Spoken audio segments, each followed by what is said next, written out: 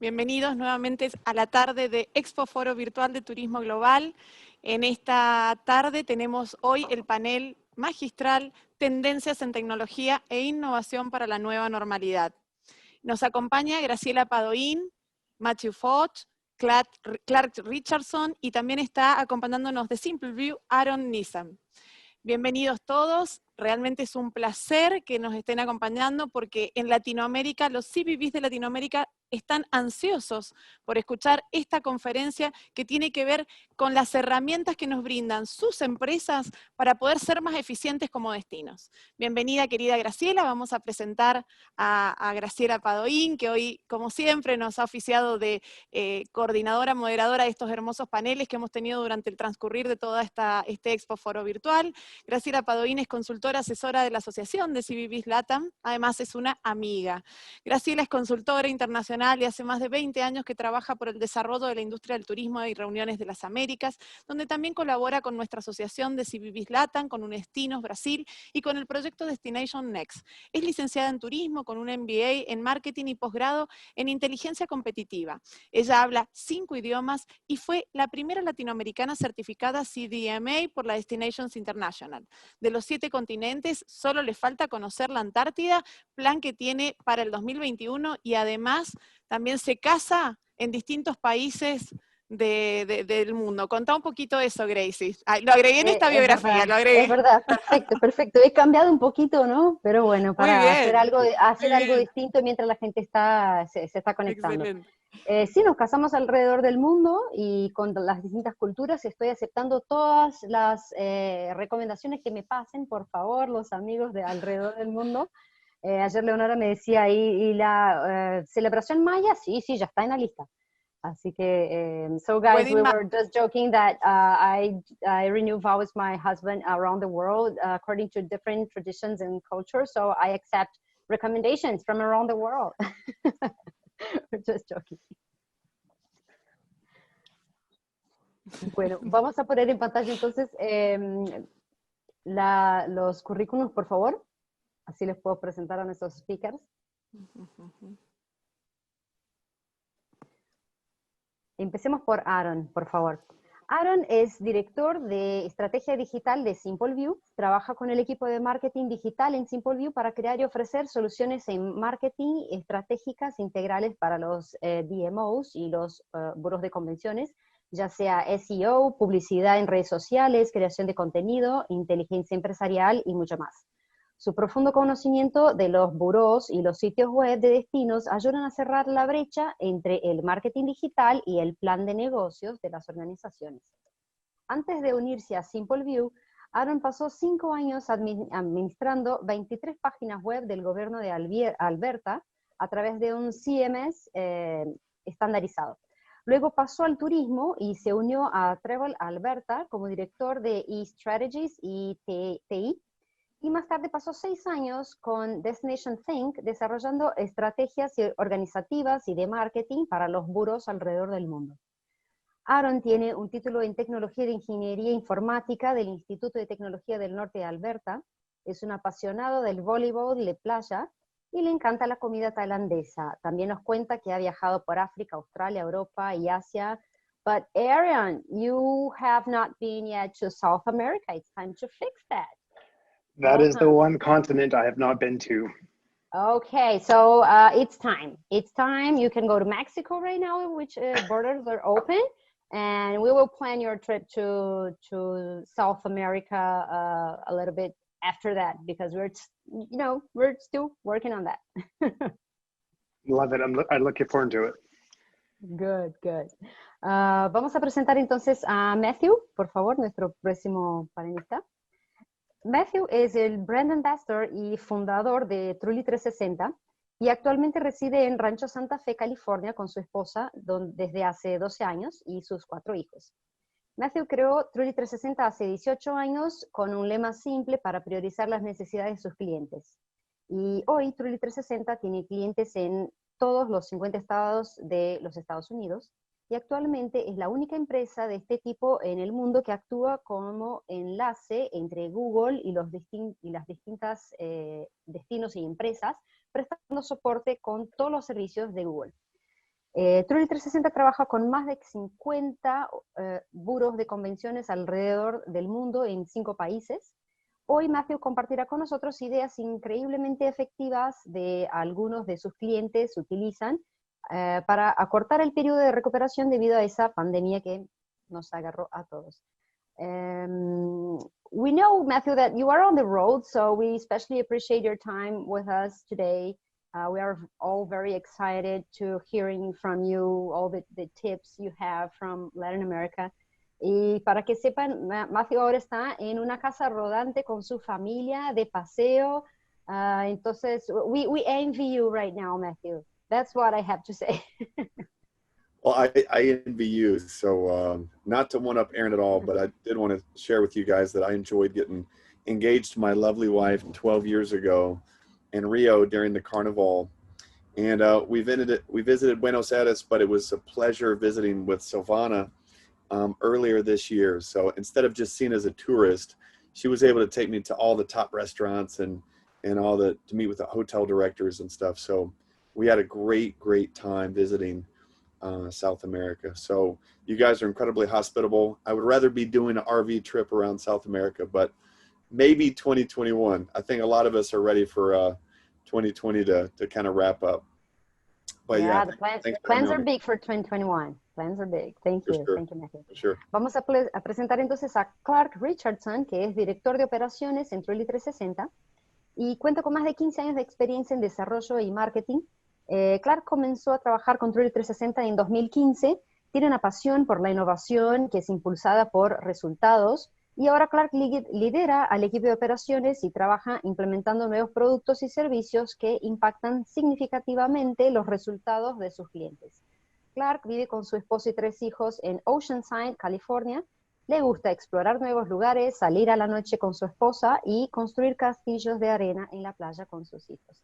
That's so nice of you, building these sand castles. That's a good skill that you have. And as the director of operations, Clark communicates with several different departments in Google. We are anxious to hear from you, Clark, today, showing these new tools and relief options that we can offer for destinations and organizations to help us recover in these weird times that we're living. Thank you for being with us today, Clark. Absolutely, my pleasure. Great. So guys, before we start, I have a question for the 3 of you. If you could have a superpower, anything, what would that be? Start with you, Aaron. Oh, given it's COVID, I would cure all disease and illness. Good. Wow, that's beautiful. Thank you. What about you, Matthew?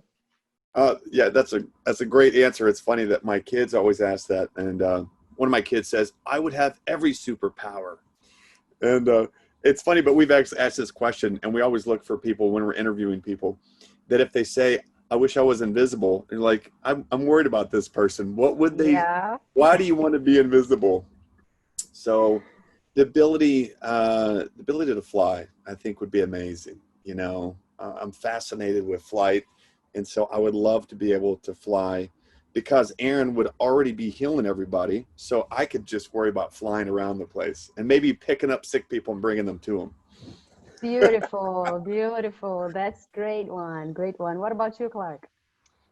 Oh man, I would probably look to my dad. We call him this old man strength, but super strength is probably what I would go for. I'd love to fly, but my dad being a hero to me, he can lift just about anything up and tackle any challenge with his just brute strength. Your son's a Hulk or something. Yeah, that's exactly it. Great. Well, that's all very nice 3 options, but due to the circumstances and that Aaron has solved everybody's problem, I would go with, did you see that movie Jump? So you just, jump, you close your eyes and you're in a different part of the world. So I could hug all my friends around the world. That would be nice. Oh. Good. So guys, nice. let's start. Aaron, you're free to share your screen with us and tell everything about digital All right. marketing for our anxious audience that want to hear from you. All right. That should be coming up for everybody. Good. All right. So obviously, the COVID situation has really caused a disruption to the tourism industry. And so we've been working very closely on helping destinations that we work with find strategies during this period and understand what they can do or what they should be doing to make the most of this situation. So just a quick introduction to myself. I've had the opportunity to work with destinations all around the world: Europe, Australia, North America, everywhere but South America. That's the one place I haven't had a chance to directly work with any partners. Over that time, I've had the luxury of being able to do marketing, destination development campaigns, and kind of the whole myriad of marketing meetings and mice, as well as infrastructure development. So just a little bit about SimpleView. We are a tourism and technology company that also has a marketing agency side to it. We have 350 staff scattered throughout the world, including a head office in Europe, as well as Tucson, Arizona, which is where I'm located. So through that, we have the opportunity of working with about 900 destinations around the world, which gives us a lot of insights in terms of trends and what's happening in different parts of the world, how destinations are responding to the COVID situation, the different variables and things that are impacting them, their governments, and their destinations. So today, what I wanted to do is take some time to just show you a little bit of what we're looking at, some ideas of how we're trying to help our clients to hopefully inspire you guys to take some of this away, to apply some of it to your destinations. I will apologize that the data that I have is predominantly North America, as we don't work with a lot of South American destinations, but I'm hoping the concepts could still transfer over to your destinations. And I'm happy to answer any questions or follow up offline and customize any solutions to you guys in your destinations. So the first thing that we've been looking at heavily is how air travel is recovering.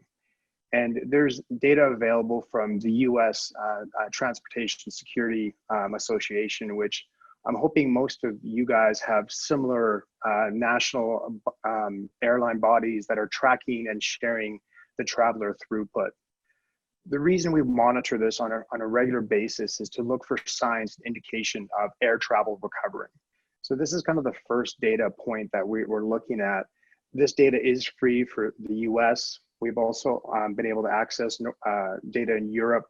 I haven't had the opportunity to look for any South American data, but my first tip would be to contact your national transportation authority, because I'm sure they have some data. Whether or not it's available or not to the public or yourselves would be the question. But what this has allowed us to do is look at how different destinations are behaving, how consumers are starting to travel to certain destinations, and maybe certain airports are picking up lift and getting more visitors. And this was really critical for us in terms of looking at each destination that we work with to identify trends. So for example, here's Denver versus Fort Lauderdale. And what we saw more recently was airlift in Denver. And as we probed a little bit deeper to understand what's happening there, we saw that many travelers were willing to take the risk to go to Denver, which is a very outdoorsy community. It's located on the mountains. And a lot of people were just booking a vacation rental place for 3 to 4 months and just staying in the country away from cities. And so there is opportunity there for outdoor destinations such as Denver, whereas Fort Lauderdale is more of a beach city destination and the recovery path is a little bit slower. So using airport data such as this, it allows us to help us understand trends for each destination and start to work with each destination to kind of customize solutions to them. And so this is something I would recommend looking into your airline statistics to see what data you can pull, because there is no consistent trend across the whole industry. Every destination is a little bit different. And I would urge you to look locally at your destination. that's primarily because of government policies, airlines, et cetera, like that, which can get quite difficult very quickly. So the other thing that we started doing, following up from the airline data, is we started looking at search trends. And Google search trends is available for free. The URL there is below. And we segmented our clients into, in the US, Midwest, Northeast, South, and West, to look at different trends as to what are consumer behavior, how does it vary by destination and by region within the US? And what we saw was vastly different changes. And you could see there on the South, sorry, this is all travel related search terms, but the South of the US was one of the first regions to start opening back up, and consumers were looking for travel and trips, et cetera. So we broke it out by region, but then we also went deeper down to the individual destination. And the reason I'm showing this is that even within a nation, there's vastly different travel behaviors and trends that you can tap into. So this tool is free from Google that you can access. And then as we got a little bit deeper, in looking at what types of searches are increasing and how can destinations leverage that, we saw very large spikes in last minute accommodation deals. So consumers looking for cheap hotels, particularly resort hotels or Airbnb rentals in the country. So the behaviors that we were seeing where people were still kind of wanting, some people were looking to travel, but just in different behaviors, you know, more rustic, out of the city, and just some were looking for a cheap holiday. So this is obviously going to be different for every destination, but it shows how even over a 21-day period, the search trends can change. And what this really means is that there is still demand for travel. It's just a little bit different. And this is one of the main concepts we've been working with many of our partners is many destinations are focused more on generating new demand, which is a long-term strategy, generating awareness, promoting the brand. But because many destinations are struggling to keep their partners happy, you know, keep their economies afloat, we've been seeing the opportunity to exploit the existing demand. And what we mean by that is tapping into those search terms, looking at consumer behaviors, and trying to capitalize off that by promoting, you know, hotel deals or cabins or outdoor adventures and experiences to certain drive markets. So this has been very successful, not en masse, but in small niches for various destinations to still promote travel to their drive markets and capitalize on the existing travel demand. And for many destinations, this is a radical departure from generating that new demand long term. So then the other things that we were looking at for each destination is how have the travel patterns changed or grown within the drive market. And so we built this tool where we've have 230 websites right now, predominantly in North America, where we can analyze the traffic trends from fly markets, drive markets, locals, and a myriad of other different ways. But as we started to dig into this trend data across the industry, we universally saw that the drive market was recovering the quickest. It has seen more growth. And that's largely because those people are looking for local outdoor experiences. They just need to escape their homes and get away from the day-to-day COVID situation in a safe manner. So looking at this and working with our partners, we're able to find very small campaigns and opportunities by exploiting that existing search demand. So this is something I would challenge you to all look at is, really dig into your data and look at what are the trends in terms of locations or destinations that are coming to your website. What are the search trends and how can you tap into that to identify opportunities for your destination and your economy? So the other thing that we started seeing a pretty large increase on is the supporting local partners. This is Toronto, who created a whole new food branded website that was just dedicated to delivery food, takeout food. And what they were able to do is go out to all the restaurant community in Toronto, get most of them on board and give them a platform to help promote, takeout delivery and still drive business towards those local small and medium-sized businesses. So this is a bit of a departure for Toronto, but they saw that there was a very large increase in demand for food and delivery services. So by making it easier for Torontonians, they were able to show value to their stakeholders in a different, unique way that they've never done before. Another example is Austin. Austin, Texas is a very big music city. And what they quickly pivoted to doing was creating live streaming events so that Austin as a music destination, they realized they can't promote, hey, come here for our shows, but they could engage their music industry and stakeholders by giving them a platform to get their, live streaming events out. And so they built their website around these live events, and they reached out to musicians and offered them a chance to promote, their live stream. And this is really smart for Austin, who is a music destination, so they can remain top of mind with visitors and reinforce their music destination.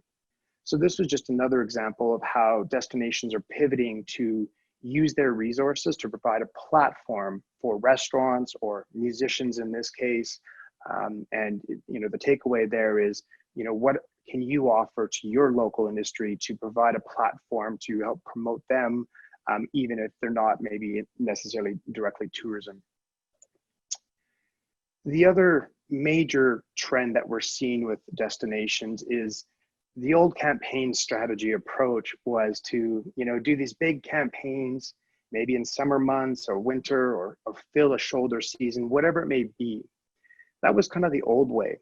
What we're seeing now is destinations, because their budgets have been cut, their resources have been cut, we're seeing a shift towards doing smaller campaigns more frequently. And these campaigns are very niche, very targeted. As I mentioned, Denver saw an increase in outdoor related activities. We're seeing a lot of camping, a lot of RV rentals. And for many destinations, that's beyond their mandate. They typically don't work with RV parks or RV rentals, but they're trying to reinvent their value proposition to consumers and to stakeholders. And then the other big thing here is using this time to invest in your always on programs, your email system, your website, your organic social media. These things all take time. And as we've been working with our partners and running some benchmarks and analyzing it, there's plenty of room to improve. Those programs typically aren't the sexy programs that many DMOs like to focus on, but in this time, they're providing a lot of value. And so now is a good time to reinvest some time and improve the performance of those programs, because longer term, they'll continue to add value. And that's basically just a time cost trade-off. If your budget has been reduced, spend the time on these programs. And then also look at smaller micro campaigns targeting very specific niches. We're seeing some great campaigns around encouraging friends and relatives to visit, or other drive market campaign strategies. Skip the slide. So the other area that I wanted to quickly touch upon is the MICE, or the meetings and events and sales industry, depending on the exact acronyms that everybody uses. So at first when MICE hit, it was a lot of doom and gloom, and there's still a lot of destinations who are really feeling the pinch. But like many of you, we've been sitting on a lot of webinars such as this, learning from other destinations and research firms, and there's a lot of good information being put out there. One of our partners, Destination Analyst, produces this frequently updated meetings market research. And it is available, I believe, for free on their website at destinationanalyst.com. And so when we were taking a look at this, what we realized with one of our partners, Irving, Texas, was there's a lot of good research here that the meetings industry, it is slower, but there's still opportunity there. And we started looking at the changes that our meeting planners are looking for.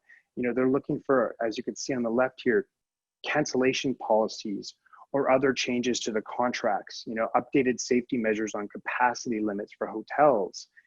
And then from the CVB or DMO, they're looking for other information. What is the health policies or safety guidelines? What are the hotels doing to make meetings safer?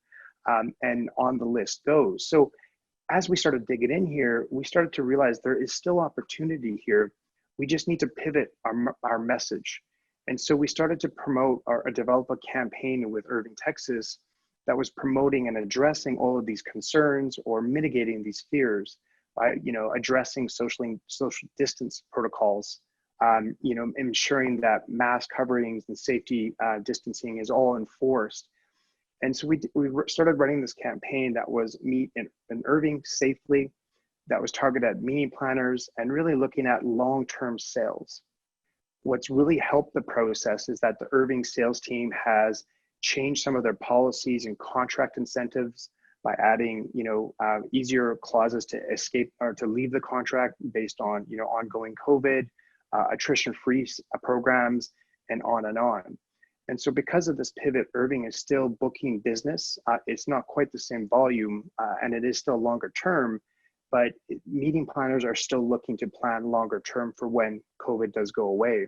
So there is opportunity there. It just means you have to change how you think, what message you promote, and really understand the concerns of meeting planners and attendees. So just to kind of wrap up here and leave you guys with some takeaways, the first thing I would recommend is just use data to adapt your strategies. And data can come from all sources. Airlines, we're seeing air travel is slow to return. I would urge you to look at your local, government entities to see if you can get some of that airline data, to look at passenger flows, source markets, and things like that. Also, Google search trends. It's freely available as per the URI provided earlier. That really allows you to understand what are the opportunities that you can exploit right now to help drive your visitor economies. It might be outdoor experiences, or it might be last minute hotel deals. Every destination is a little bit different, and so there is opportunity there. And then also mirror that with your website data. Where have you seen the growth? Where have you seen declines from visitation, which destinations? So altogether, these are just a couple of data sources to look at and rethink some of your approaches. Then in terms of capitalizing on existing demand, depending on how you're structured or financed, a lot of our destinations that we're working with are having to pivot to focus on those local and drive markets where they've never done that before. Some destinations like Irving are only a meetings destination, and now they're actually doing consumer campaigns as well to help fill that void.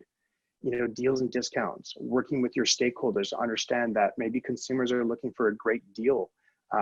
Some hotels are able to reopen in limited capacity, and that might be an opportunity to help promote that. Camping, outdoor activities, as I mentioned, what we're seeing with Denver, there's a lot of opportunity there. It might just be outside of your normal day-to-day comfort zone as what you do as a destination. Then in terms of your programs, invest in time in improving your emails, your open rate, get more subscribers, get more engagement on social media, start producing stronger content. Look at your website, how engaging is it? Using this time to optimize and improve all those little programs that typically aren't as sexy as big marketing campaigns. And then from the MICE sector, there is still opportunity. It is longer term, but adapt your sales programs. What incentives can you use to entice planners? How can you change the messaging? What can you do differently to make the meeting planners feel more comfortable choosing your destination? And then lastly, we're seeing a really big demand for venue and safety protocols. So these are just a couple of the trends that we were seeing, and we're working with our partners to kind of help capitalize off during this COVID situation. We have created a free resource that's it's available to you guys as well, where we're sharing all this data and more on our SimpleView website /insights-hub. We've got meeting sales data, marketing data, and it's all free for you to pull down and use. So that was just a couple of the high-level trends that we're seeing, and hopefully there's some takeaways that you can apply to your destination as well. Thank you very much. Thank you, Aaron. That was amazing to hear from you, and we sure can adapt a few of those examples that you brought to us for our region as well, right? As soon as you can get to Uruguay, Honduras, or whatever other places in South America that are already open, you can also help us to go a little bit deeper on those analytics analytics, right? I would love to. It would be my honor to come south. Great, great. So now we will hear from Matthew and Clark from, well, directly from the US, because you're in California and Florida. Yeah, on my way to Florida, but in Michigan right now, going to head to Maine. So Good. yeah, Good. All right. down there. All right. And thank you, Aaron. I know I've had the pleasure of meeting a lot of you guys in person, coming down to South America a few times. So if you guys have not heard of Simple View, like Aaron said, they've got 350 employees, 900 clients, great company. Know the founders. This is the first time I've been introduced to Aaron, but if you guys are considering any of their services, I would definitely check them out. But yeah, thank you guys so much for having us on here. I know that this has been a whirlwind for everybody. Even in the US, as I travel in my RV from state to state, every state is handling kind of COVID differently and everyone's affecting it. Obviously, if you're relying on visitors and you're relied on travel, it's obviously affecting you probably more than anybody. But it's funny, we'll cross state lines and we'll see the political banners will change because this is an election year for the US. And so we'll see the banners change and we'll see, some people wearing masks, other people not caring. They're like, this is the real America. You don't need masks here. So it's been interesting traveling, but I know that it just kind of gives us an idea of what's going on around the world. So we are here to kind of offer some good news, is that we want to encourage everyone to take this opportunity. Obviously, if you're a hotel, you're being hit probably pretty hard by this. But there's still a lot of things that you can do right now. When a lot of hoteliers maybe just kind of hunkering down, if you look for ways to to get ahead, we can show you how to get ahead on Google to where you can still capture some of that traffic. And then as more and more people begin to travel, you can capture a lot of the traffic because we can help you rank near the top on Google. And I think that's going to be really important for you guys. But what we're going to do is just kind of, I know on the folks that are listening to this, and like I said, I've met many of you. I'm sure we're going to be talking to CVB'S and we're talking to businesses. And both CVB'S and businesses can both benefit from learning how to take advantage of a lot of these tools on Google.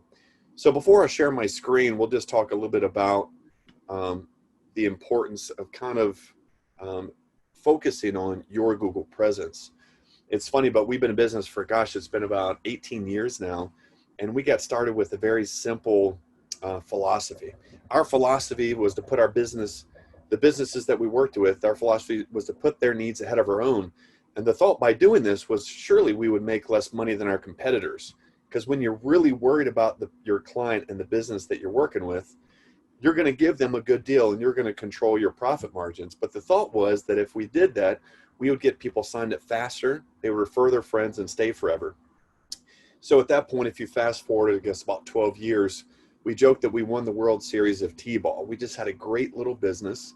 And then we get a call from Google saying basically, hey, we love what you guys are doing. You guys have, businesses in all 50 states. You're meeting with people one-on-one. We would like to partner with you. And of course, we hear Google want to partner. We're thinking, this would be great. You guys are going to pay us. Well, keep in mind in that same conversation, they said, we're not going to pay you anything, and we want no liability. And so if you have ever tried to reach out to Google, you have realized how difficult it was. I was talking to Silvana too, and she was saying, can we have a representative from Google on this call? And while we could set that up, the difficulty with that is when we have a representative from Google, and it's always good to do that, but the problem is they know a lot about their particular department. You got to keep in mind, Google is one of the largest companies in the entire world, and you can't expect one person to know a lot about all the different departments. We have some great contacts at Google, and we get frustrated just like you guys get frustrated with Google. This one time, I remember, Clark remembers this, I asked one of our good contacts there, I said, hey, you have tips for businesses that allow them to rank higher on Google. This happened to be with a marketing division in Street View. There's another company that dealt with the credit card processing and wanted people to get paid with their, being able to pay using their phone. It's now Google Pay. It was GPay, Android Pay. It's gone through a few iterations. But but I said, by businesses, when we tell Google that the business accepts Google Pay, we also see a bump in their results or the rankings on Google. So, but your departments aren't communicating. He said, give me 2 weeks. So this guy tried to reach out to another department at Google. We called him back 2 weeks later, and he goes, I tried twice and I got no response. So I just tell that story to make you say, it should make you feel better. If you've ever tried to reach out to Google, you can't get a hold of somebody, don't feel bad. There's people in Google that can't get in touch with people in Google. And so essentially we started our company to say, we did pretty well with one department at Google, and they quickly introduced us to other departments. So we said, why don't we focus on helping businesses, specifically with Google tools? And then about 4 years ago, Google said, we want you to start helping DMOs and CVB'S. And we're like, what is a DMO? What is a CVB? And so after telling us about it, we were at a conference not too long thereafter. And it's been amazing. Since then, so what happened is, rather than going to businesses one-on-one, essentially work with destinations to really put together programs for the businesses so we can teach people, so we can make an impact across the city, helping businesses. But what's even cooler than that for destinations, you're going to see, is that CVBs and destinations have tools that no other group in the world has access to. And it's very simple. A lot of people say, well, why is Google giving us this control and this flexibility? Why are they giving it to CVBs? And I tell you right now that Google makes about 15% of their revenue, which is substantial, off of travel. So if you can imagine, that's a huge number. And what group in your area knows more about or cares more about getting people to visit? No one. You care more about getting people to visit your area than any other group. And that's why Google wants to partner directly with you. So we're going to talk a little bit about that. So let me go ahead and share my screen and kind of show some examples. And then, of course, we're going to hear from Clark, who maybe can provide some specific examples for businesses and destinations.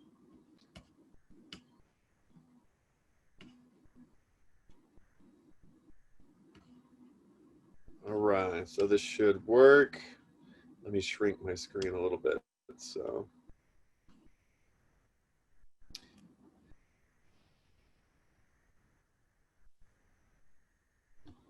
All right. So businesses, it's really important. What I'm going to do today is we looked at doing a couple different things. For COVID-19, there's a lot of groups around the country that have received COVID-19 relief funds from their destination or from their county, from their state, and they've used it to hire us to put on classes for their businesses. But what we found is we put on 1 to 2 hour classes for businesses, but we call them coaching sessions. But we realized that only about 20% were taking advantage of a lot of the coaching sessions or a lot of the advice. So depending on the feedback that we get, we may have to limit it to a certain number of people that respond. But Clark, we can probably remind you guys at the end of this, but we started transitioning to Google Updates. So rather than us coaching you on how to do it, so rather than hiring a personal trainer to tell you how to get in shape, we're just going to give you an update. So we're just going to get in shape for you.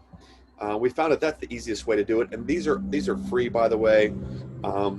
We are committed to helping out South America and Latin America, as Silvana knows, and as you guys know. So we think this is going to be instrumental. We do realize that the funding in South America is not the same as what it is in the U.S. So that's another reason why we're doing this, these updates at no cost. And these are going to go for businesses as well as CVBs, and we can touch on that a little bit later. I'm gonna real quick target this at businesses a little bit. Right now, when you do a search on Google, there's always ads at the top. There's usually ads at the top, and this is where Google makes most of their money. Now, a few years ago, if you remember, this section wasn't even on here. This section called this map section wasn't on here. All we had at the bottom was organic search, right? So it was ads at the top, then organic search right below it. So what was happening is that Yelp was showing up and dominating search results. So basically Google, what they did is actually provide a better form of Yelp, a better way that people can basically go on Google and compare different businesses at one time. And this kind of is a heat map to show where most people are clicking. And obviously people are clicking on maps, people are clicking on organic search, but most people are clicking on that top result in Google. We've had a lot of fun with Monterrey, Mexico, and fortunately they were able to hear about this and get started and take advantage of a lot of the tools before COVID hit. And so we've had a lot of fun working with them. In fact, we changed their whole basically presence on Google. When you did a search for Monterrey, Mexico, before we helped them, literally on the first page, if you look here on the right, they just kind of had standard photos. They're already having here is, hey, why don't you search for another city? Because the destination was not doing anything to populate this. In addition, on the first page of Google, it had negative information about harassing the president, right? So this was not good, but keep in mind, guys, put yourself in Google's shoes.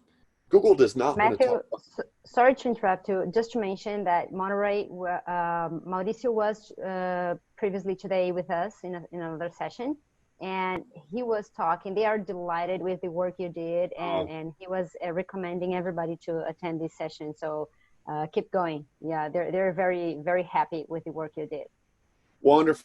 Yeah, Mauricio and his team are great, and it's great. And just like most destinations in Latin America and a lot of the destinations we work with in the U.S., a lot of them just have limited funds. So don't think that, oh man, I've got to have a ton of money to change my entire presence on Google. It's actually, I won't say easy, but it's simpler than you think. It's simpler and more cost effective than you think. But again, to be able to, so put yourself in the shoes of Google. You've got to put something out there. You got to talk about something. And if the DMO, if the CVB is not putting out information in certain places, Google's got to pull it from somewhere. And the news has an unlimited amount of information. But if you notice over here, look, there's a little picture of a bed. Google wants you to use this option to book hotels right here. They want you to use it to book airlines. And how many people are going to use this to book a hotel or airline if it's negative news and it's encouraging people not to visit? So a lot of people think, oh, dealing with Google is so difficult. It is difficult, but if done in a certain way, you can basically, combine your goals with Google. Google wants more people to travel to your destination and to you. So afterwards, you can look at this, and we kind of took this snapshot several months ago, but they're able to use the posting feature and get over 250,000 views. We're able to get their things to do in their travel guide, if you notice up here in the upper left-hand corner, up to the top, and we're able to push the negative news off. Now, we don't have control over Google. People say, are you telling me that you can change the first page of Google? What we say is that we never guarantee this. In fact, Monterrey and Mexico didn't even pay for this. This was just a result of all the other things that we knew we could do, and they just happened to influence it this way. I tell people we have great connections at Google, but we're not the ones that push the button. And I was actually on Google's campus, a funny story real quick, and I asked the director of this worldwide department, and I said, how can we help Google? And he said, no, Matthew, how can we help you? And I said, well, you can introduce me to the people that write the algorithms.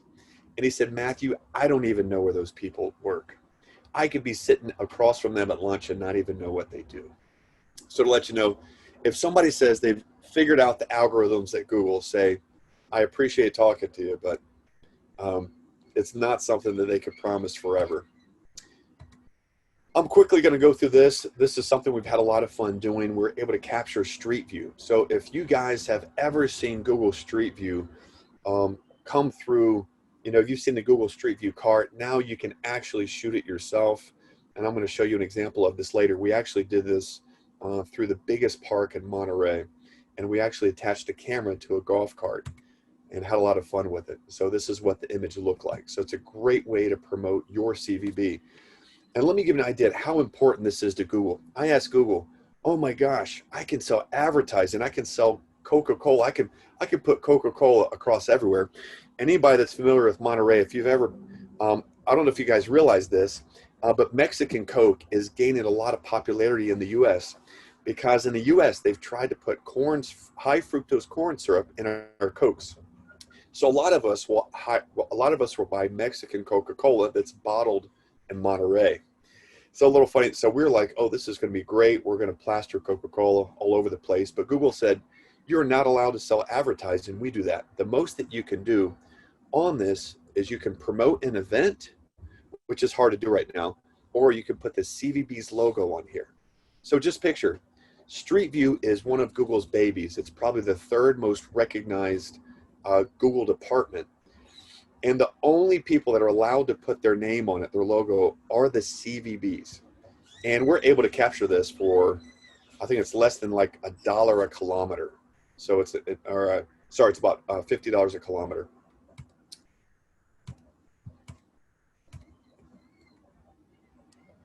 And this was a museum. This is actually a children's museum that we shot. It's got hundreds of thousands of views. So right now I'm going to jump into something a little bit more relevant to our times. And so keep in mind with Monterey, we were able to take advantage of tools that required us to be in person. Sorry, there's a fly flying around me. But there's also tools that we can do remotely. And what we've been doing over the last few months is focusing on tools that we could use remotely. I want to come up with and use a scenario, an example real quick. That is really cool because they have a very limited budget.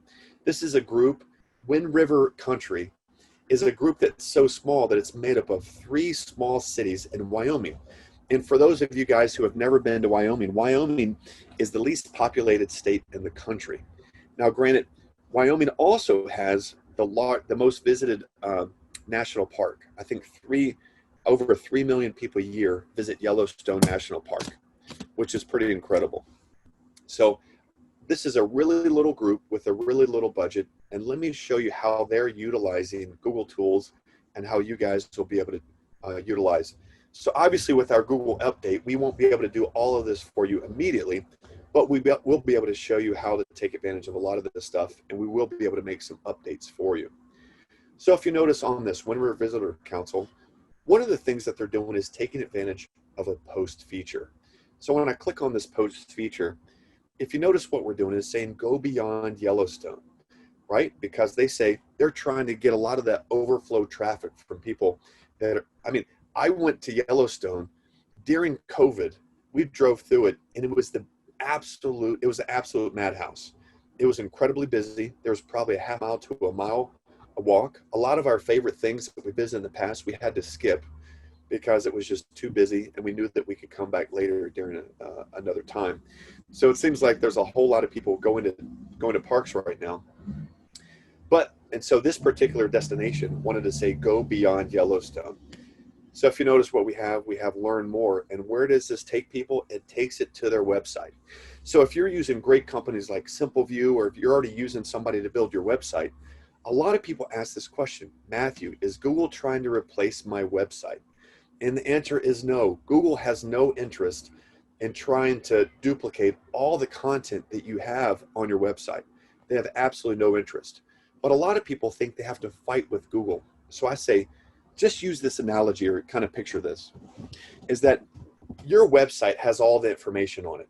It's kind of like the kitchen or the family room of your house, where you spend a lot of time with folks and you go deep into the relationships, right? Your website is the same. You control the experience. Once you get them to your website, they're able to have the experience that you want them to, and you're able to track all that data. What I tell people is that treat Google like your foyer. Right now, people ask us all the time, how are you able to get so many people to our website? How are you able to help our business listing rank so much higher on Google? I say it's simple. People right now are lined up at your door, and you just have to use Google as your foyer. So if you notice from this, it's bringing them right to their website. Well, what's also interesting, when we do a search for, let's say, Lander City Park, right? This is a little city park in one of the communities of Wind River. If you notice, if we scroll down, what are you finding? You're finding the exact same post. So this is a great way for people to really influence a lot of their area. Some of the other things that we've done, this is a great example. One of the benefits of shooting Google Street View is that obviously we have to wait till they lift the travel ban, but we can come out and literally shoot your areas when you want them shot. So this is really important. This particular part of the state park had never been shot before. And in Wyoming, it's really cold and there's not leaves on the trees that long of the year. So they made sure that we came in June. And what we did is have a lot of fun. This was obviously last year. It wasn't June of this year. And I want to show you real quick some other examples of kind of simple things that you can do. This is a Ruth's Chris Steakhouse. Again, if we were to click on the steakhouse, there are things that we recommend getting. This is getting tours of the inside of your business or your destination are just one of the ways that you can take advantage. So people say, tell me how to rank higher in 10 minutes, in 10 minutes on a presentation. And we say, it's not going to happen. And a lot of people say, look, it's not impossible to rank higher. But what you have to do is learn how to use every Google tool the exact way that Google wants to use it. And if they make a change, you just make a change as quickly as possible. What I like to do, I know we got a few minutes left. Clark, who runs our operations, who actually communicates with the different departments of Google. Clark, I would love for you to just kind of pull up some examples of businesses. I think we're going to probably have a lot of businesses that are going to listen to this. And this is going to work. We found this works no matter what state you're in, no matter what country you're in. Google is Google is Google. And so if you apply some of these simple things, you will see results on there. So let me stop sharing my screen and I'll let Clark take over. Thank you, Matthew, and Aaron as well. Talking about the trends and some of the things that we've seen with our clients. It's amazing what shifts we've seen in the environment in our ecosystem with different DMOs. And when Matthew says that Google is investing in this space and they need your help, I mean, I can't underscore that enough. Google this last year invested over $14 billion into this space. So they want and need your help to be able to meet their goals. So really, when we say we want you to, or Google wants to partner with you, it's absolutely 100% accurate. Also, as Matthew mentioned, getstarted.truly360.com. If anybody does need the Google update, you guys can take advantage of that here. One of the things that I'll share with you as far as different businesses and different ways that Google is impacting different destinations. It's through this local space that Aaron mentioned. We're seeing this area is being affected so much, but it's rebounding so much faster than airline or driving out of town. For example, if we look up gardens in Dallas, Texas, this would be search for somebody near Dallas or maybe local to Dallas, but certainly even across the country. I'm in California. I'm pretty far from Dallas, and this is one of our clients, Texas Discovery Gardens. You look at them coming up as just below the ads. Actually they have some ads as well, but this right here, they're not paying for this. They could put an ad here, but through our services and through taking advantage of a lot of the tools that Google has, they're able to receive this ranking position because Google trusts them and Google knows the information that they're promoting is important and it's speaking to the community. You could look at Dallas Arboretum just below them, 13,000 reviews. Many people would think that would go a lot higher in search rankings since Texas Discovery only has 900 reviews. But really, there's so many moving pieces that Google has invested in that they want each of the business owners and each of the destinations to take advantage of to be able to have them rank higher. I was just talking with a destination on the East Coast. When COVID hit, one of their biggest concerns was their website search results were just plummeting, got down below 1,000. And they started engaging with us and asking us what tools, what updates they could do, what things they could take advantage of in the Google local space. And over the course of the last 6-8 months, we've taken their website from about or just under 1,000 clicks per month to now, I just got this email a couple days ago, over 10,000 clicks to their website. So we know those people are engaging largely on the local space. As Aaron and Matthew mentioned, this is just a highway of traffic that so many destinations like Monterey didn't realize there was so much potential there. And by taking advantage of those, you just see, we are seeing, 3 times, 4 times, and now even 10 times the impact of what their current efforts had been. So yeah, definitely encourage you to schedule an update session with us for the businesses and the destinations as well. Another example, I was in southern Utah earlier this summer with my family, and going through Moab. If anybody's familiar with southern Utah, Moab is incredible. It's a very unique place and very beautiful. And going there are a ridiculous amount of rafting companies, adventure companies that want to take you out on these 4-wheel adventures and experience Moab. And so there was a rafting company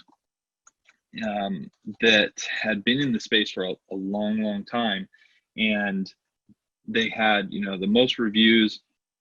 Moab Adventure Center here, they had the most reviews. They have multiple locations, and they weren't coming up number 1, and they weren't performing in the local space the way that they wanted to.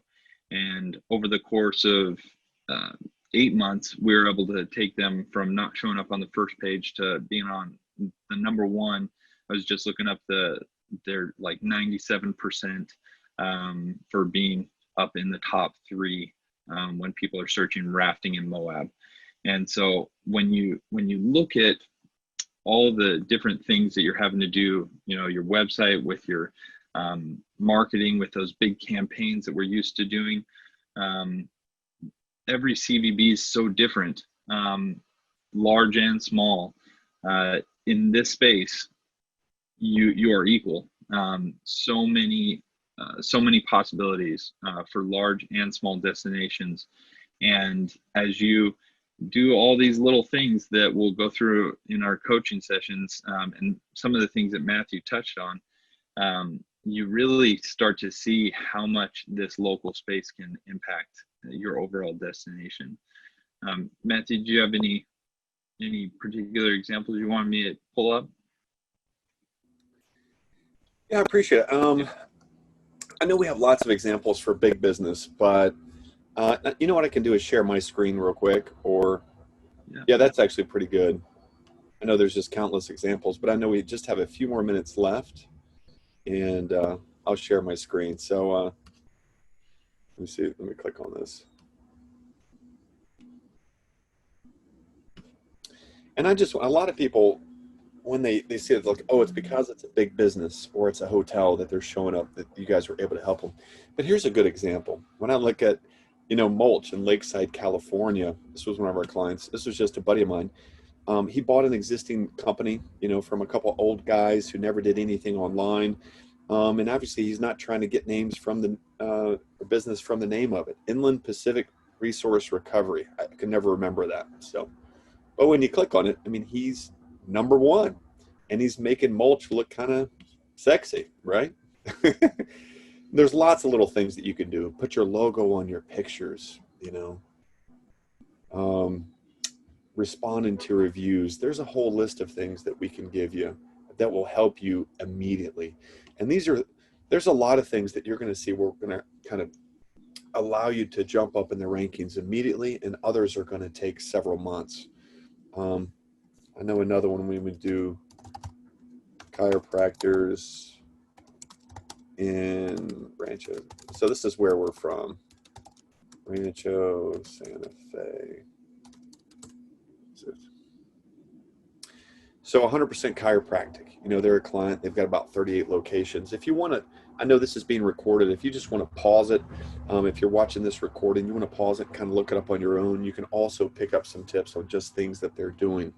But again, it's important. You don't have to buy your way there. Now, Google doesn't want us to say this because Google makes most of their money off paid ads. But as a business owner, you want to rank as high as you can organically, and you can do that for cheaper than you could, and you can never buy your way there. You can never buy your way there, you know, if you're not doing the right things. And we tell people the best way to kill a company or to kill a destination is to wonderfully promote a terrible product. And so you got to make sure your website is dialed in. You got to make sure that we're going to send people. In all fairness, I know Clark was telling you a story about a client that we brought from about under 1,000 to over 10,000 hits a month. Now, in all fairness, they weren't happy with everything. They actually complained because they had to answer a lot more phone calls.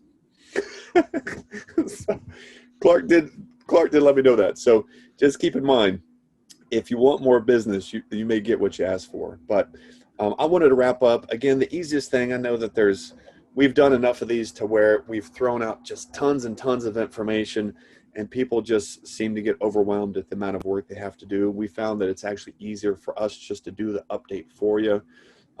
That's basically what we did for the folks in Monterey. When we were there in person, we actually went around to a lot of the local businesses that were there and just did updates for them, which is why they were able to have such great results. But Silvano and Grazie, thank you so much for having us on, and for all the attendees. Obviously, we want to hang out and answer any questions that you have, but we were happy to help. And let me leave you with that website again. I know we're probably going to get emails about it later to attend. Clark, what was that? Was it getstarted.truly360? Yep, getstarted.truly360.com. I should remember that. That's good. All right, guys, it was fantastic, amazing. I guess that everybody now will listen and show and see this again and again. Because just like what you just said, Matthew, we need to listen to you guys and stop and, you know, take a few notes. We've been hearing for a while now, all about these trends, acceleration, and many things that are changing in our world today. So you three brought very detailed tips and information that are well, it's crystal clear that if you are a smaller business owner, you can do something on your own, right? And take this opportunity, like Aaron just said.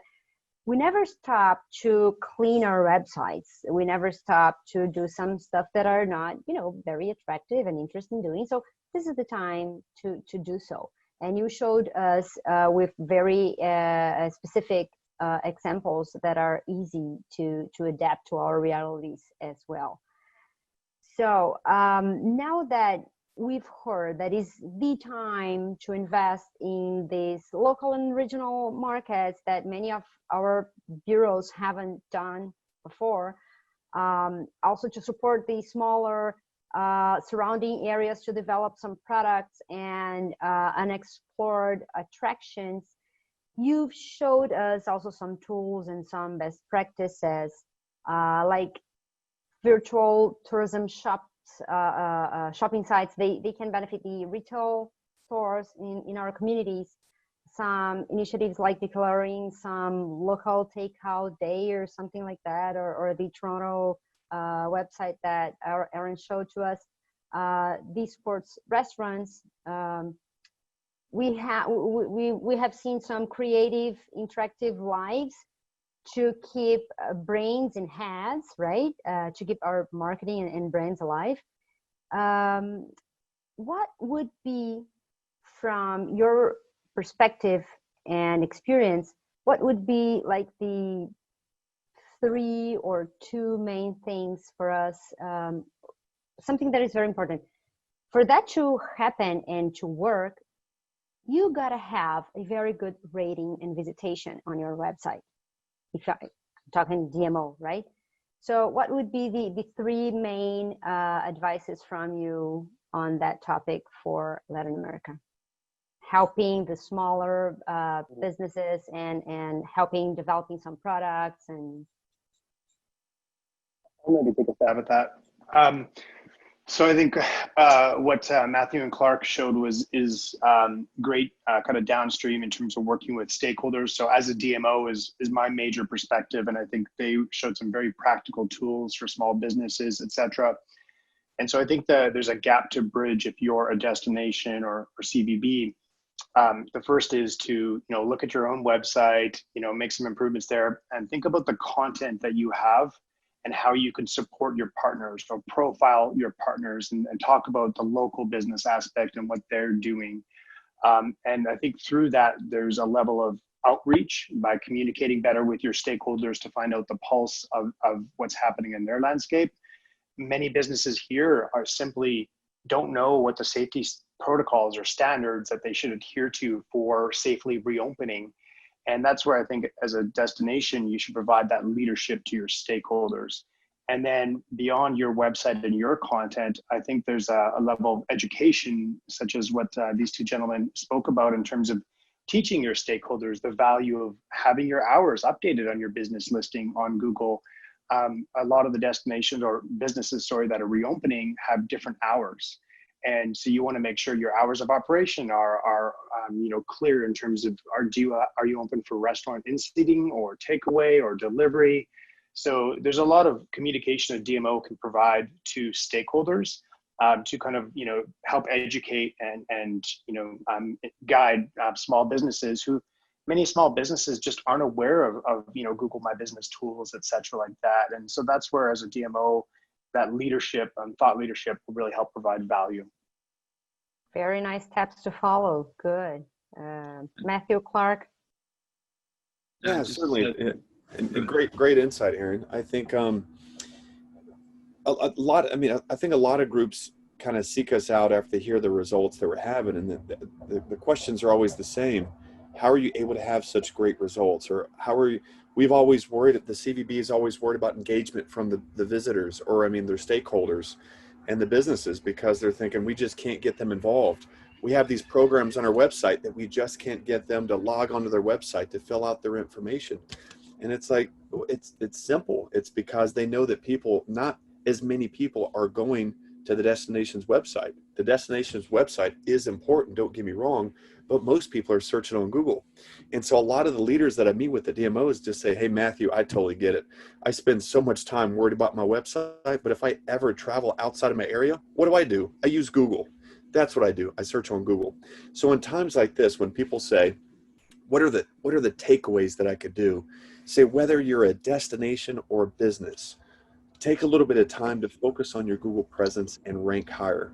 You will see an increase in business, but when things get closer to back to normal, you can dominate in your local area, and Google's offering tremendous tools to DMOs right now to take advantage of. And the cool thing is, you're not spending your money. A lot of people ask us, how are you able to do it for this price? And it's like, look, it's not like you're spending $50,000 creating a really cool app on your phone, and then you have to pay people to actually download the app and actually use it. People are already utilizing the app. We're just populating the app, and the app is called Google.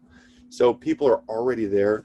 So I know sometimes people can jump on a webinar, and we always want to make sure that we give the big groups with big teams and big budgets things that they can take away from it. But we also want to give the person that's running an office by themselves, running a business by themselves, we want to make sure that they can walk away from this and go, that was amazing, and I learned something, and I'm so glad that this was organized and put on. So again, if nothing else, keep it simple. Take some of the tips that Aaron gave you about your website and about your particular, about what you can do for your particular destination. And then obviously about focusing on your Google presence. I think it's great. Clark, do you have anything to add to that? Just to kind of echo the points already made, the local space, the information that's there, many times we'll find when we sit down with the destination, they have everything that they want the world to know about their destination on their website. But that doesn't translate to Google. It doesn't translate, like the partner information does not translate to where the customers are actually finding it. So I think we've hit that, just communicating with the partners and being a leader as a DMO and leading by example and having your content be consistent, as well as helping your partners achieve that as well. Just pays, it pays every time. Great, great. Yeah, I believe, I agree with you guys, and relationship is everything. We as DMOs, we must lead our stakeholders to better navigate these weird and tough times.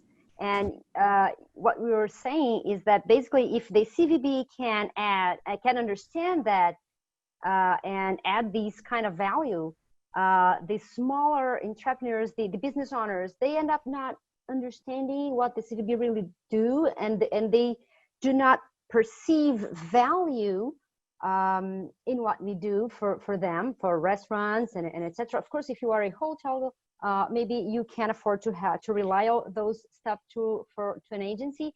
But if you're a smaller, well, this is the time for us to take care of our smaller businesses as well. Great, great. We do have a question from the audience that asks, similar to what we were just saying, but what advice could you bring to our small independent meeting planners that are working from home? How could they specifically be benefited with the tools that you guys know? Aaron touched a little bit of the MICE industry, but you three could answer that better than I. Sure. Ooh, that's a good question. So just to make sure I have that right, this was for small meeting planners in terms of what can they do to leverage some of the tools of the situation. Small PCO, what can they do? How can they benefit through these Google or whatever other tools that are available? Ooh, I think it's a little bit trickier for a meeting planner to directly benefit there. But I think they're maybe from a destination perspective, you know, looking at, as you look at a destination, obviously amenities, you know, businesses that are open, you know, anytime I go somewhere, I'm always checking things out, and I have done a little bit of traveling during COVID. I like to see what businesses are open, what's available if I did go into a region. So I'd be looking at some of that as a meeting planner in any destination I'm thinking about maybe hosting an event. And then more importantly, is the safety protocols and is that available? That would be one of the first questions I asked a destination or a venue that I'm going to work with. And then I would do my own research to see what is being implemented a little bit further downstream with hotels and or restaurants, etc. And to me, you know, as a destination, anywhere you go, you know, I am a little bit worried about my safety. I want to, you know, obviously I want to travel, but I still want to take risks. Meeting planners or meeting attendees are going to be thinking the same way. If you are hosting an event, albeit it might be 8 months down the road, as you're planning, think through that customer journey. What would you do? You're going to look at different hotels, see what the safety or protocols are, different restaurants, and just see if the situation looks safe. So those would be the things that I would ask the destination for upfront. What are their stakeholders doing? And then B, do your own research on business listings around there to see if that's really happening, just because meeting or attendees at your meeting are going to do the same thing. And if they're afraid, they're not going to attend. So that's some very maybe practical tips. A little bit trickier for a meeting planner to leverage those tools, but that's my advice there. But that's totally understandable, because we have to recreate this destination experience inside people's homes if we cannot meet right now. And if I'm meeting planner, I can do some storytelling or story acting and showing what's going on with my community, what I have been doing to support all those, all these new times, right? And Matthew was saying about how to better rank your website and other tips. So would you like Clark and Matthew to add a bit more for this meeting planner side view? Yeah, for sure. I think you can look at this whole experience that we're going through. We're forced to go through it. We're either going to endure it or we're going to seek opportunity through it. I've got a good friend of mine. His name's Josh Robbins. He's Tony Robbins' son. And so he's been sharing with me, and we talk on a pretty consistent basis. And he was sharing me with his dad. Tony was hit pretty hard. His company that he's built for decades basically went from $200 million a year to nothing. And he was forced to consider something he would have never considered before, which was doing remote meetings. You guys may be getting the emails from their team. If you're familiar with Tony Robbins, like, we're going to do a free 5-day coaching session, right? We're going to do this free 7-day thing. So they completely had to rethink their entire business model. And we're actually looking at partnering right now on a lot of different tools. But literally they said, well, what do we do? So Tony knows a lot of people. So he knows the founder of Zoom. So he said, let's just put on this stuff live. I'm just going to do a lot of free stuff for a few days. And during those few days, I forget how many people they had, a few 100,000 kind of come and go throughout those few days. But they said that they sold more tickets to one of their main events than they ever had before. And they actually maxed out, this is coming from Josh, he said they maxed out Zoom's capacity. I think they said that it had about 22,000 participants, all paid, because he spent 5 days providing a ton of great content. And then if you wanted even more content, you could pay for it. And he said he would never have considered this. So now moving forward, even if everything got back to normal, you better believe Tony's like, I think I'd rather stay in Florida. I think I would rather do this. And he's already done this. I mean, they're running successful programs in Australia with the virtual Tony walking around on stage as a hologram. And they've had a lot of success with that. So I would say, as a meeting planner, if you're willing to adapt, keep in mind it's the same thing if you're a mortgage loan officer. If you're selling real estate in 2005 and 2006, you were killing it, but then it just got rid of so many people. If you can find unique ways to get through this time, you will be one of the people that kind of weathered the storm and basically stood out.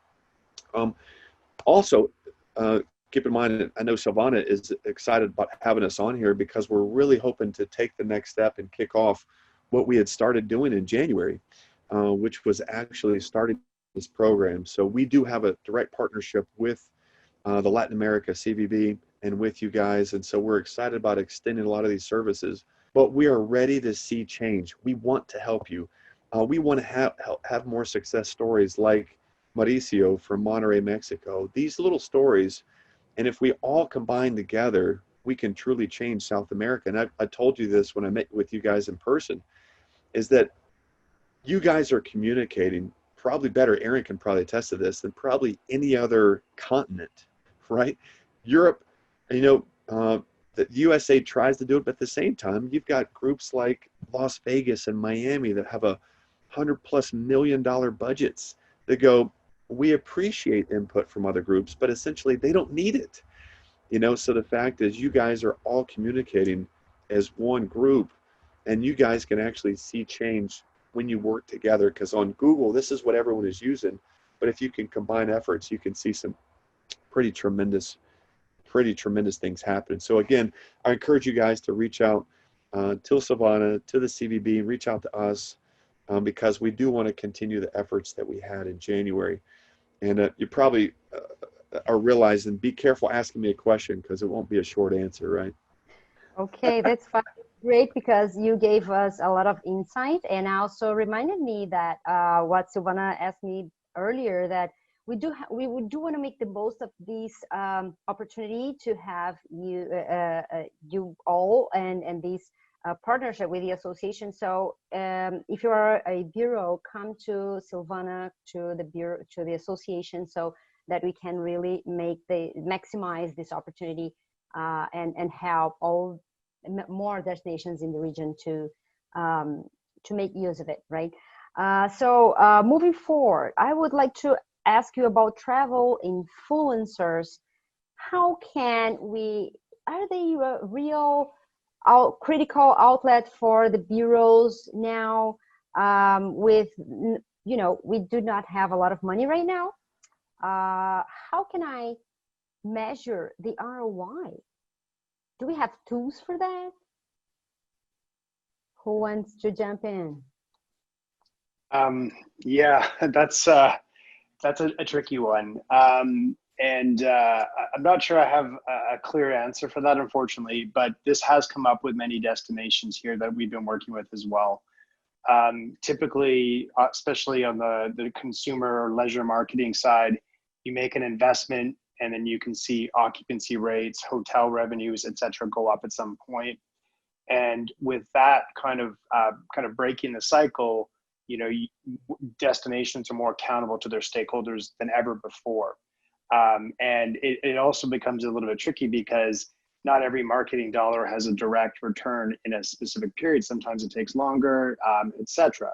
So what we're seeing is one trend, as I mentioned, pivoting to demand exploitation, looking at search behaviors, consumer trends, and building campaigns there to harness that immediate demand and then drive partner referrals to your partners, whether it be hotels, restaurants, or however. That is, not necessarily an ROI, but it's directly leads to businesses.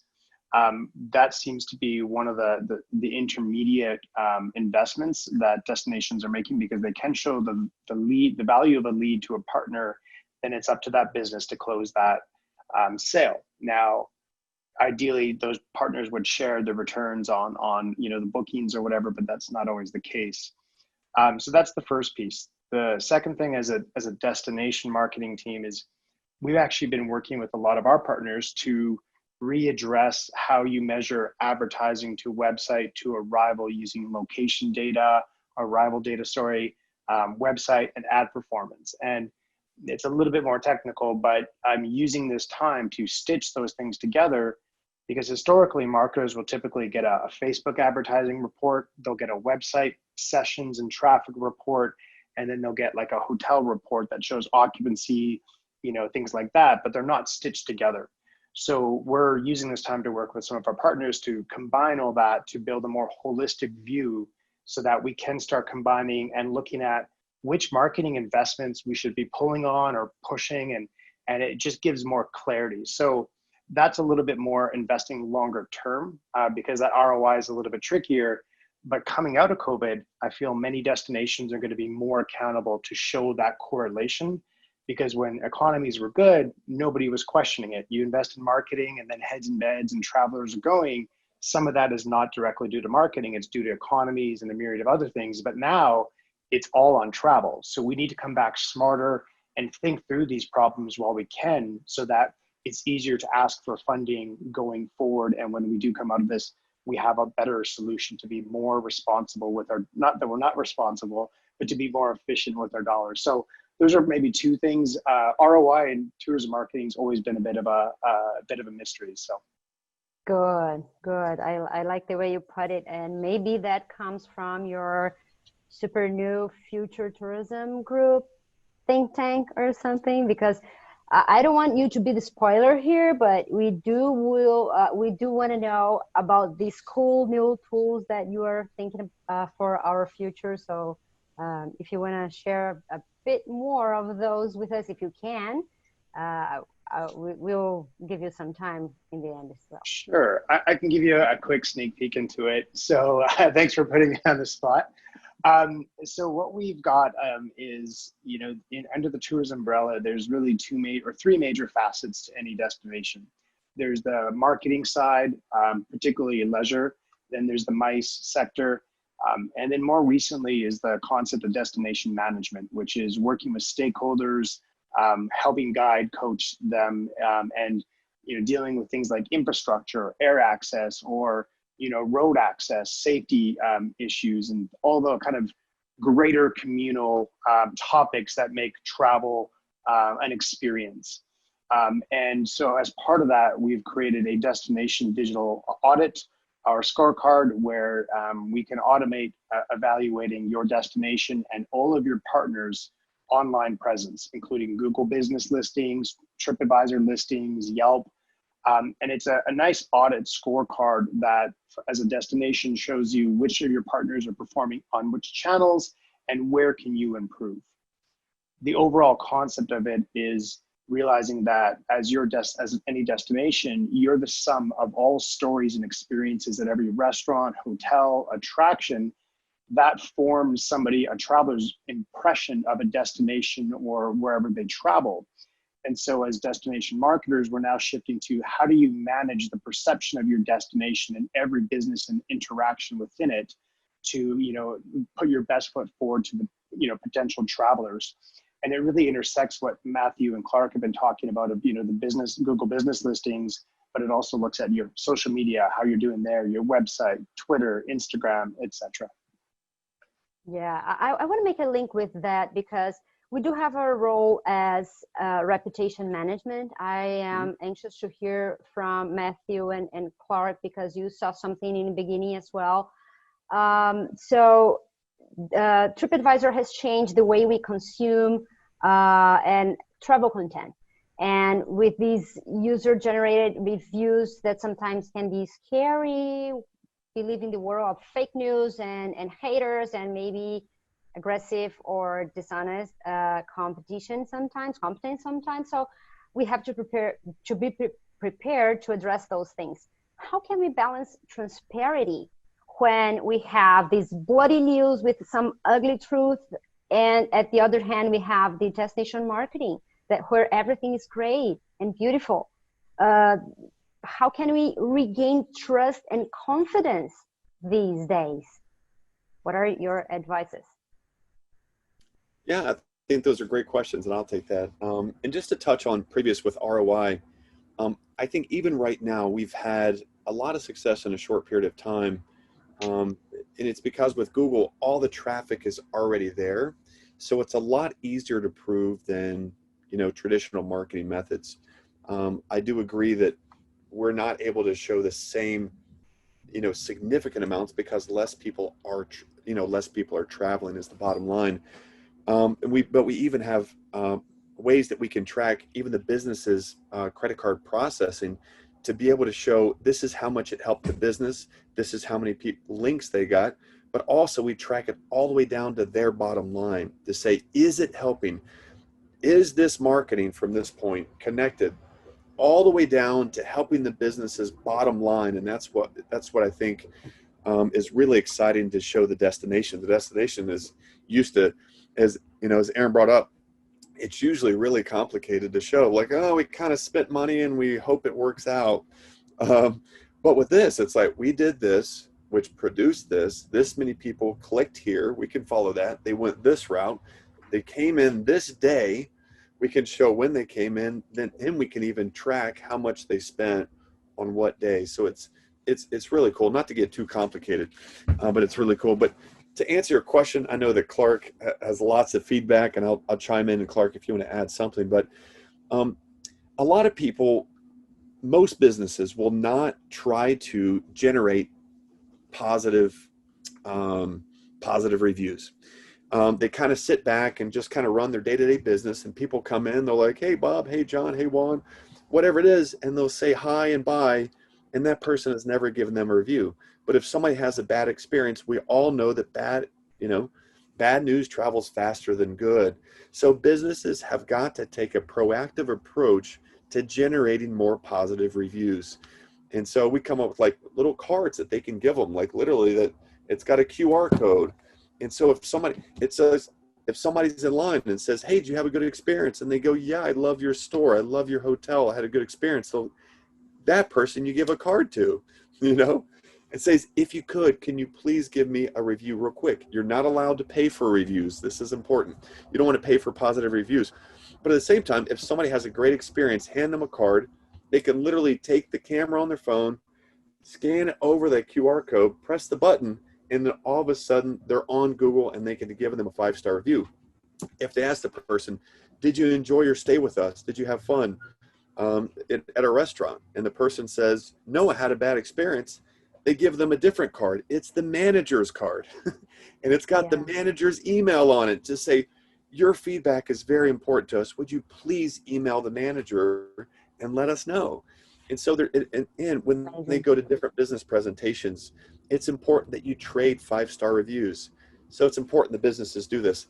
I see Silvana standing up. I think that's our Yeah, cue yeah, wrap, it's right? time for to wrap up because as much as I would love to keep going on and I have lots of other questions for you, I just have to thank you very much because even though we do have a lot of, we know admittedly we do have a lot of challenges for Latin America, like in connectivity, we do not have, you know, Apple Pay that easily, but it's going to happen.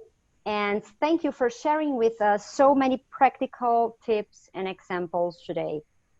We do have, thank you for sharing your wisdom and your beautiful families. It's great to getting to know a little bit of you. Thank you very much. Thanks so much for having us on. So our pleasure. Silvana, ¿quieres cerrar? Gracias, Matthew. No sé si ahí estamos. Gracias, Matthew. Matthew, te quiero que nos muestres, por favor, a tu hermosa esposa, si sos tan amable, que Ahí nos está en saluden los pantalla. dos, porque son parte de esta familia latinoamericana. Para nosotros, ustedes son parte de esta familia porque se sumaron al proyecto de la asociación. Si querés, por favor, Gracie, traducir. We feel like in family, so thank you for introducing us to your beautiful wife. We are all family, and thank you for jumping in with this crazy association that you met in Latin America. We do appreciate all your support from Simpleview, my former colleagues, and from Truly 360. We are delighted to have you today. Thank you. Appreciate your time. Yeah. Thank you so much. I learned this a long time ago, but when Silvana talks, I just nod like this. Yes. Yes. Okay. Cuando hablas, Silvana, él únicamente te dice todo que sí. I call her, Gracias, muchas gracias. Muchas gracias, querido Aaron. Ha sido un placer contar con tus conocimientos, con el expertise, herramientas fundamentales para los CVB'S de Latinoamérica, que ya podemos empezar a implementar cuando empecemos a reactivar nuestras economías, porque sin lugar a dudas que hoy estamos en un momento golpeados, pero seguramente podemos encontrar en las herramientas de Simpleview el camino hacia la mejora continua de nuestros destinos. Gracie, ¿me ayudas con esa traducción?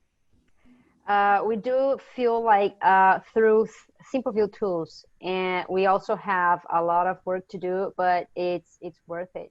We do have to get your support for moving forward in the association in the region. Sorry, I was looking at other stuff in here, so I messed up a little bit. My brain is working like 3 languages now. It's okay. Oh, good. Obrigada.